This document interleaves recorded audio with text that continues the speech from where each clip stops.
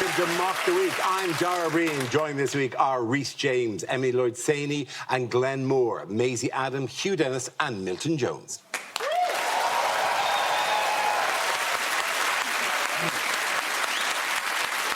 We start tonight with a round called This Is the Answer, What is the Question? On the board are 6 categories. Emily, which category would you like? Can I have health, please? Absolutely. Your topic is health. If the answer is 20 million, what is the question? Is it how many grams of cocaine MPs have consumed this year? Is it how many ghosts would have to visit Priti Patel this Christmas for her to change her ways?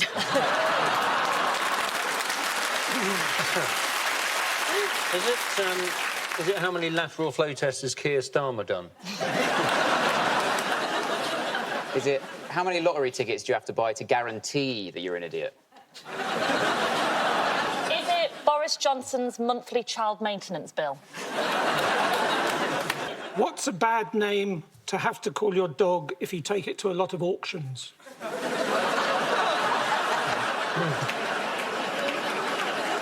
Is it how many wishes a genie gives you if you suck the lamp instead of rub it?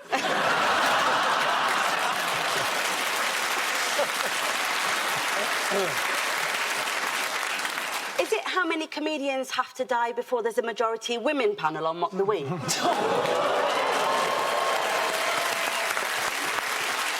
Even then, I'll hold on with my cold, dead hand. Is it how many people were at the Downing Street party? Is it if you're the breadwinner, what would you have preferred to win?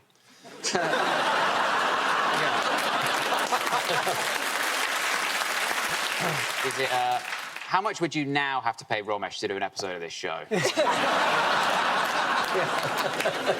how many points has Max Verstappen got on his licence? To the correct answer, please. I think the answer is how many booster shots has the government given So far. Yeah, absolutely. Thank you very much, Hugh Dennis. That's absolutely correct. Yes, the question I was looking for was how many people in the UK have had their booster vaccine? This is news that as of the beginning of this week, more than 20 million people have had their COVID-19 booster vaccine, more than any country on earth apart from the US and China. So how do you think the rollout is going? It's going all right, because every adult is going to be offered the booster by the end of January. But offering isn't the same as doing. In the same way that if I say, you know, I'm a bit of a ladies' man, I've offered to sleep with 10,000 women. It's going tremendous. I mean, I've had my booster. I now like injections so much, I'm thinking of getting my own needle. When you go to the booster centre, there's nothing like you taking out your monogram needle and going, actually, could you use this? Just flash forward 3 series of Mock and Hugh's just sat there fucked on heroin. Or go back 4 series, actually. Yeah.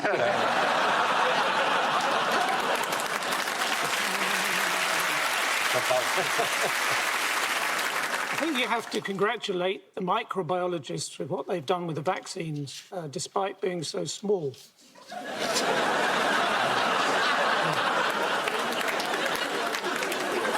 What is the UK government's advice about what precautions to take this Christmas? Do what you want. Yeah. It's very mixed messages, isn't it? Well, they're deciding whether to tighten restrictions or not. And Boris Johnson has spent the week asking himself the crucial question, what would Peppa Pig do? And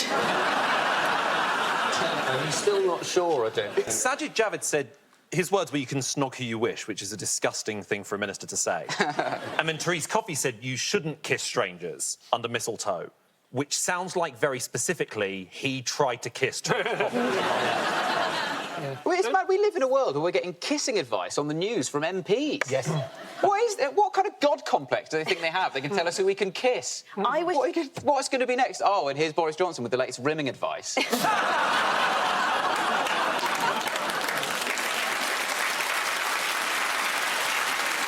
But this kissing advice has come about in, like, ahead of Christmas parties and all of that stuff, hasn't it? But I think the rule is quite clear. It's basically you can kiss people, but no more than 6 at a time, and they've got to have had a Scotch egg. Yeah. Don't put mistletoe on your front door, because it makes getting a Deliveroo really weird. It's insane. But don't you think, because it's always, like last year as well, it was like we're so obsessed with Christmas, despite the fact there's a pandemic. Yeah. So just do whatever we can, but we're all like, oh, please, can we have Christmas? We were just a nation of Bob Cratchits walking around. Going like, oh, please, if we just wish hard enough, then maybe bells will ring, people will come out in the streets, and Delta and Omicron will stop for one day to play football on no man's land.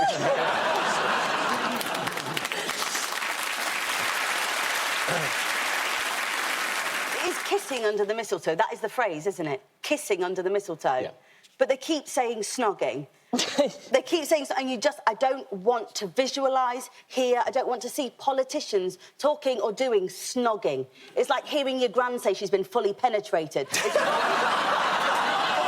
The snog thing is weird, because why are they talking like they're in a tabloid headline? It's like bungling, gaff-prone ministers in steamy rock. Let's more broaden this out. Why is Prime Minister Boris Johnson coming under festive pressure? Festive pressure's what it means when you really need a shit after Christmas lunch. So supposedly there was a party at Downing Street last Christmas, and a proper party with like drinks and crackers and stuff like that. And we knew that at the time. We knew, because remember Boris Johnson came out and gave that speech and he was like, I predict 2021 is going to be a really great year. And in his hand he had one of those plastic fortune-telling fish. Yes, December the 18th, there was... They had a big party. Alleged to be a party in Downing Street, which was wrong because... It's illegal. Yes. And they're losers. Under Tier 3. There was a source, though, that said that this party that happened in December, it did happen, but that apparently there was party games, but the mood was downbeat. Can you imagine anything bleaker than politicians playing downbeat Twister? Maisie, these would have been like old Tory party games, right? Just think about what Jacob Rees-Mogg considers a game. They'd have had all mad old antiquated titles like Farthing in My Pocket, Vicar. Who fancies another round of Wet Nurse, Jump? What exciting new legal principle did Dominic Raab unveil this week? This is great. Dominic Raab said, police don't investigate things that happened over a year ago.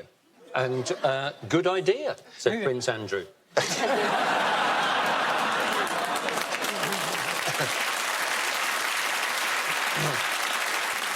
How has the Republic of Ireland reacted to the new Omicron COVID variant? Well, Omicron.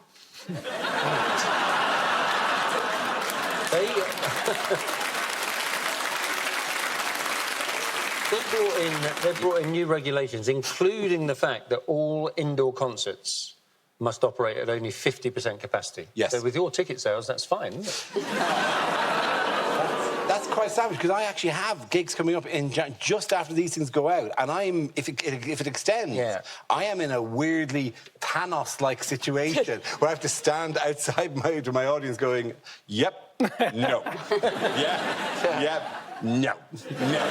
And I can't work out how you're supposed to do it. It's great, you get to do a dating app in person. Left, right, just bashing around. No, but it's all right, isn't it? Because aren't the rules that, like, only 3 households can mix? But in Ireland, that's like 200 people. Yeah, I fucking went there, mate. Yeah, no, you did. Yeah, but they're just, like, implementing these tighter restrictions to be sure. I'll let that one pass, actually. Yeah? Of all the other ones, that one actually... Oh, my God, I had an apology down here and everything. that one was quite delightful, actually. Oh, thank you. In Ireland, do they have to put an apostrophe after the O in Omicron? No, they do not. That was less charming. She did it in a delightful way, Thank right? you. What was delightful about that? Well, to be sure, it was said nervously, but also sweetly. Yours is like, nah. Well, that's my vibe, isn't it? That's the air. That's your spirit animal. Look, Don't be horrible to Dara. Someone came up to me in the high street this week and he said, do you know who I like on Mock the Week? The Irish bloke, Dermot O'Leary. I get that all the time, to be honest. It's not that surprising. I get Dermot all the time. And the funny thing is when somebody say, oh, hello, Dermot, I go, I'm not Dermot. And they think I'm just being, please, I'm on my... please, I don't want to be hassled. I'm having private time now. I go, no, I'm not Dermot O'Leary. And they go, yeah, you are, mate. No. He's so much better looking. Do you think Dermot O'Leary would fit inside you like a Russian doll?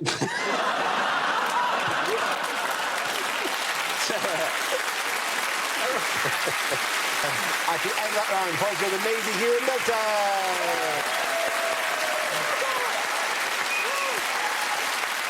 Now we play a round called Felice Navajab. This game involves Glenn and Milton, so if you could make your way to the performance area, please. This round is a stand-up challenge. I launch a wheel of news, and wherever it chooses to stop, one of our performers must step forward and talk about that subject. OK, here we go. Our first topic, please, is spin the wheel. The first interview is growing up. Who wants to go in that? Glenn. I think I need to grow up more. I was discussing this the other day with my pen pal, and I've always tried to be sort of quite grown up and sensible. You know, I've never sent like a dick pic or a scrotograph. It's not the sort of thing. No, and even then, that doesn't suit me to say. And don't worry, I'm not just going to start throwing out just random dick jokes, just willy-willy. I'm not the sort of person who does it. No, I'm very sort of, you know, very sort of sensible person. Very sort of like no sex before marriage, it turns out, and. No, I think because I try and act sensible, people usually assume I'm sort of posh or something like that. I'm not posh. I hate it when people accuse me of being posh. It annoys me. I think the next time someone accuses me of being posh, I'm going to put my head in the Yaga. I tried to sort of do quite sensible things this year. Tried to be a grown-up, sensible person. Like in October, I gave up beer for the whole month as part of Go Sober for October. Last month, did a minute's silence every day as part of Go Somber for November. At the beginning of this year, I fulfilled a lifelong dream. I finally went swimming with Dolph Lundgren. It was a real dream for me. No, I learned a lot this year. I learned that saying, oh, what, this old thing is not an appropriate way to introduce an elderly relative. People have had an excuse over the past 18 months to, you know, not necessarily have your lives together. It's been a difficult time for people. It was the Fred West of times. It was the Fred Durst of times. It was it was difficult. You know, it was a stressful time for a lot of people. And sure, you know, you haven't truly known stress until you've had food poisoning during a massage. But, you don't have to have your life together because, you know, we're just lucky to be here. We're lucky to have survived this pandemic so far. You've got to know luck when you see it. I've known lucky people in my life. The luckiest person I ever met was a guy who used to live on my parents' road. He used to live in America, and in 2001, he was meant to be on the first plane to hit the World Trade Center, but he accidentally slept in, and he missed his flight, and all the other terrorists just left without him. That's luck. Thank you very much for that. So that leaves us with Milton. Let's see what your topic is. Let's spin the wheel. And it's nature. I was in the high street the other day. This bloke came up to me. He said, I've got a petition. I've got a petition about ivory hunting. I said, are you for or against? He said, well, would you endorse it? I said, there aren't any elephants in Dorset.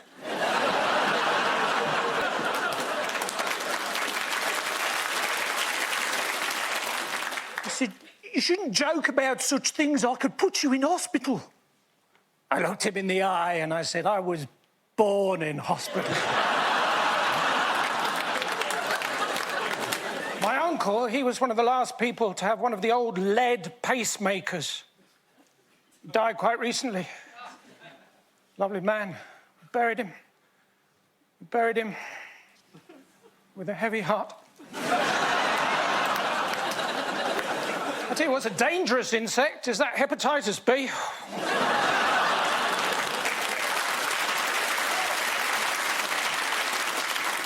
My neighbours, they're both naturists. I see them quite often, but not for very long, but I'm glad I bought the trampoline. I tell you what's a dangerous place to swim is that hepatitis C. Thank you very much. Game around, point goes to Milton Jones. Come on back.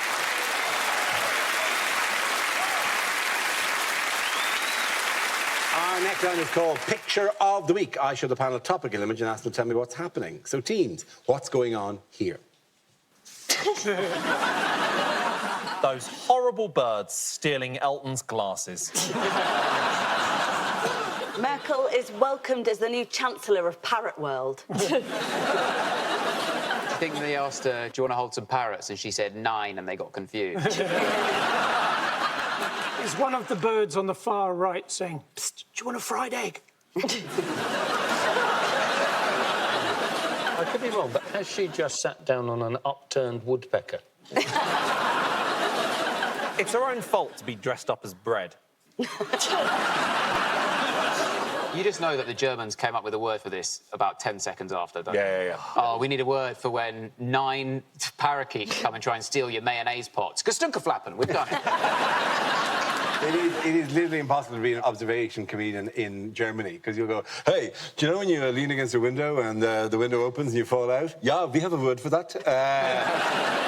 Fenstervergessenschlippen. Oh, come on. I know Merkel stood down recently, but this is the quickest transition from world leader to retired woman who feeds the birds that I've ever seen. Then she's just going, tuppence a bag! Feed the bag! Tuppence a bag! Is she shouting, I said I wanted a cock or two? Consider we tell me what the correct answer is so we can move on with our lives. It's the life and death cycle. When you're born, the storks bring you, and when it's your time to go, the parrots take you. Consider we tell me what the correct answer is? Angela Merkel, who has stood down as German Chancellor. Absolutely right. Thank you very much for that. Yes. Yes, it's Angela Merkel, whose 16-year reign as German Chancellor ended this week following the conclusion of her 4th term in office. Are you sad to see Angela Merkel go? Yeah. 16 years is a long time. I was sort of thinking, what was I doing 16 years ago? 16 years ago, I was losing my virginity, and I don't know what Merkel saw in me. Well, this show was on 16 years ago. But this show began about 2 months before she started. So you would have probably talked about that on this show. You'd have been, oh, there's this young whippersnapper of a German chancellor. Germany now. You would have been sat there 16 years ago in your leather jacket, stroking your ponytail, you know, telling John Oliver he'll never amount to anything. Yeah. The BBC did a report on this that started with, think Germany, and you probably think Angela Merkel. And I thought, maybe I do, but my granddad doesn't. I don't think I know enough about German history just in general to comment. Because I only found out a couple of years ago that Hitler shot himself, and that's something everyone else gets taught in school. I thought he got blown up in an explosion, and I literally only found out about 2 years ago that Hitler in 1945 took his own life. And it just goes to show, you never know what people are going through. talk to your mates, Hitler. It's OK to not be OK. Thank you. It's a really positive message. Oh, my God. Hitler being the face of mental health. Is that... I've always liked Angela Merkel because her favourite television programme from all the global output is Midsummer Murders. So she is probably aware of some of my finest work. I get killed. Did you get shot in the face in Midsummer as well? No. It's much more subtle in Midsummer Murders. I got hit round the head with a plank, and then I was left in a room with an albino python who decided to strangle me. Why have you got to bring his race into it?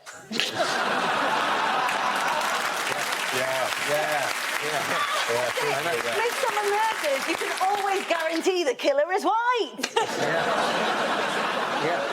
In other news, what has Speaker Lindsay Hoyle vowed to clamp down on the House of Commons? Drugs. Yes. Because traces of cocaine were found in the toilets near Boris Johnson and Priti Patel's offices. And I mean, who'd have thought that the same government that suggested building a bridge to Ireland were doing cocaine?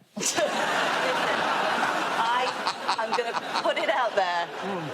Boris is not doing cocaine. There is no way that he is doing cocaine. If he did have any cocaine, he would speak quicker and make more sense. There's all sorts of drugs paraphernalia in Westminster. That's why Big Ben goes bong. I'd love to know what drug dealers are saved in MPs' phones as.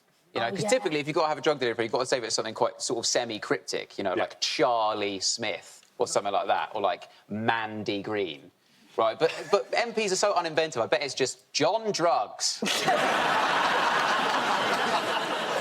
The Right Honourable Peter Gack. There's probably traces of cocaine in the toilets round here, to be honest. I mean, you're telling me Milton Jones is just high on life? I used to be a drug dealer, but I used to go around saying, I've weed in my pocket. That's what I mean, 100%. It's weird because Tories at work, they're just these sort of weird hustlers with multiple jobs who are going to illegal raves and doing Class A drugs at work. They're basically Bez. I used to supply lip salve to El Chapo.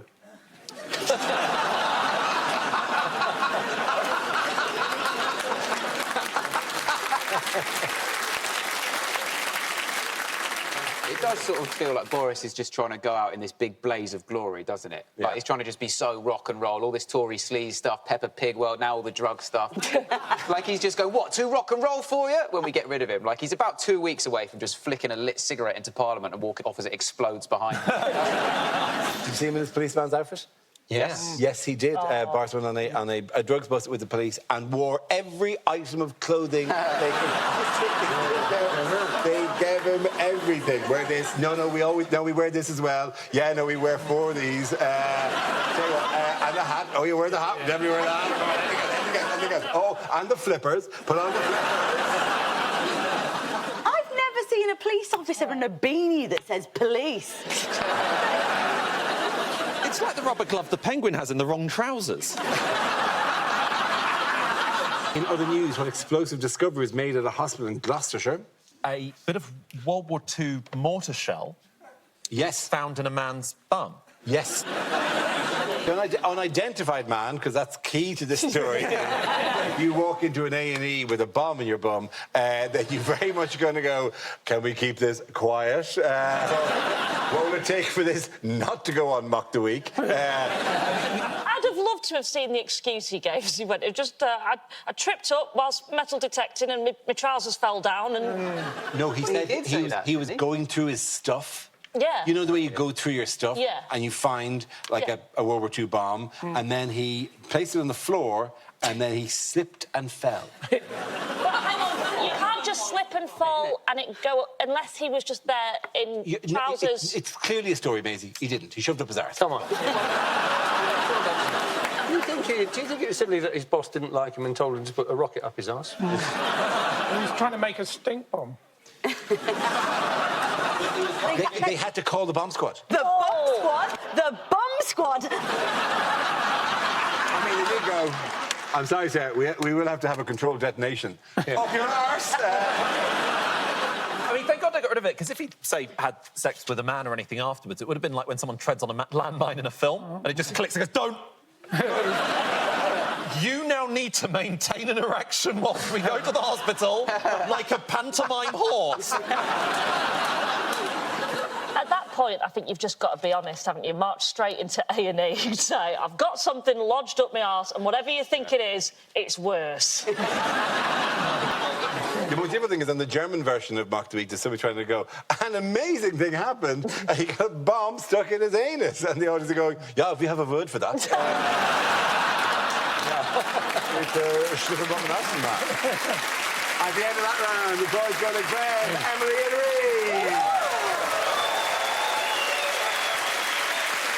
Now we come to scenes we'd like to see. So if everyone can make their way over to the performance area, I'll read out this week's topics, and then we'll see what our panelists can come up with.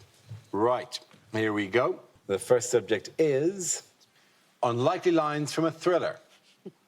I think we've got an inside man. Dermot O'Leary inside Dara Ó Briain.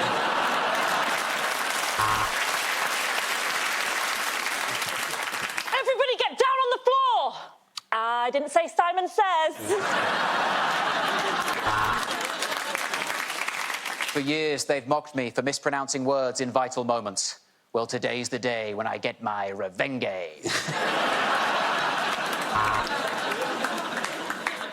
The doodlebug is stuck so far up his rectum, we're going to have to call the bum squad.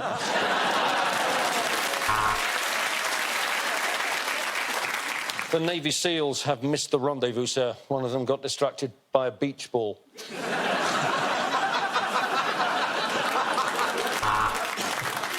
I'm sick of these mismatched cop duos. DCI Chalk comparing you with Constable Cheese. Shit, I've done it again. Of all the bars in all the world, that is the worst sheep noise I've ever heard. Well, if you refuse to confess, Professor Freud, looks like me and my partner here will have to play a little game of good cop, dad's cock, dad's dick, dad's wonderful dick. 007, this is the best invisibility system we'd ever created, making you completely unfindable to the enemy. I call it Test and Trace.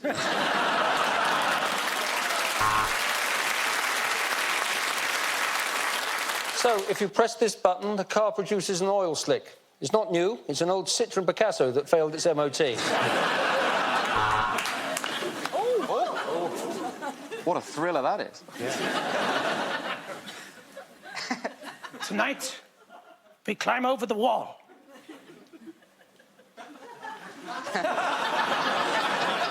Much smaller than we thought.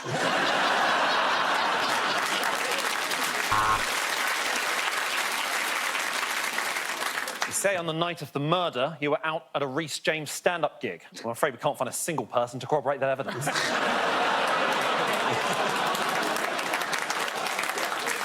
I'm going to take the shot, and then I'll move to beers, and then it's Prosecco o'clock. So, based on your illustration, the murderer was Claire Balding. Oh, sorry, Glenn Moore.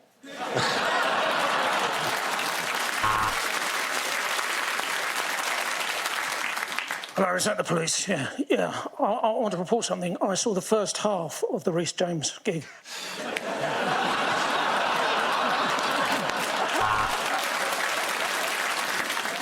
Hang on. This snake can't be the killer. It's white.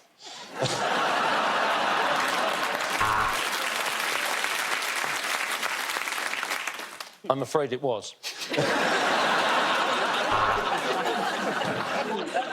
You go on without me. Save yourselves. Honestly, you go on. Oh, fucking hell, I didn't actually think you'd do it. No, I'm fine. It's not here. I've got some munitions up my arse.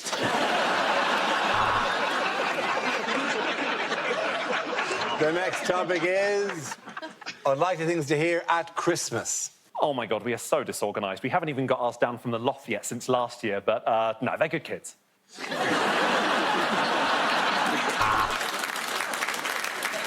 Who wants to pull on this with me?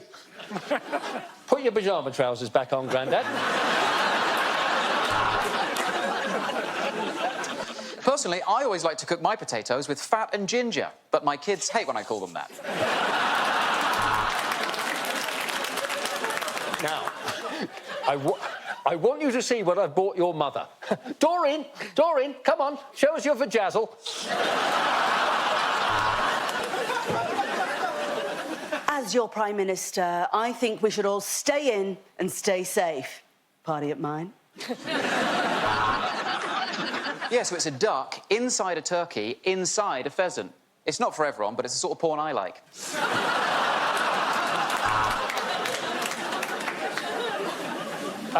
Well, yes, we're not having a normal turkey. We're having a duck inside a turkey, inside an O'Leary, inside an O'Brien.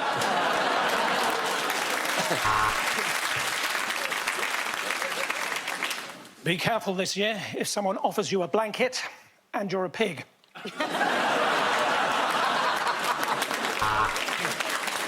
Is that a candy cane in your pocket, or have you just got a really weird-shaped penis? OK, I'll go. What do me, your mum, and our local town's Christmas lights have in common? We all get turned on by Chico. Where did you get these?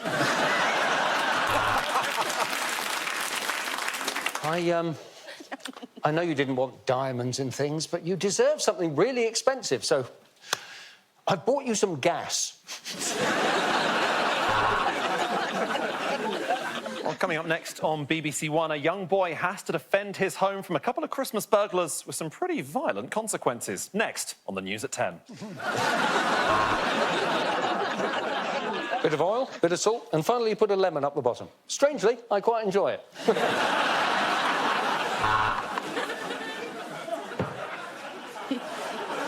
So I just switched the local town's Christmas lights on. Well, I say switched on, more completed the circuit. Honey, we said we weren't doing gifts this year. And this is why.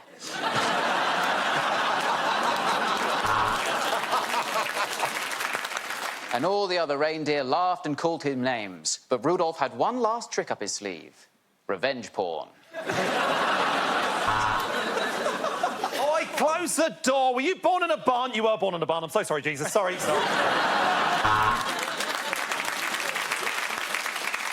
Glenn Moore tickets. Who the fuck is that? At the end, let's go. The points go to Gran, Emily and Reese.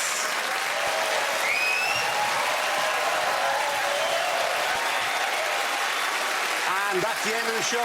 This week's winners are Reese James, Emily Lloyd-Sani and Greg Moore. Commiserations to Maisie Adam, Hugh Dennis and Milton Jones. Thank you for watching. I'm Darren Green. Good night.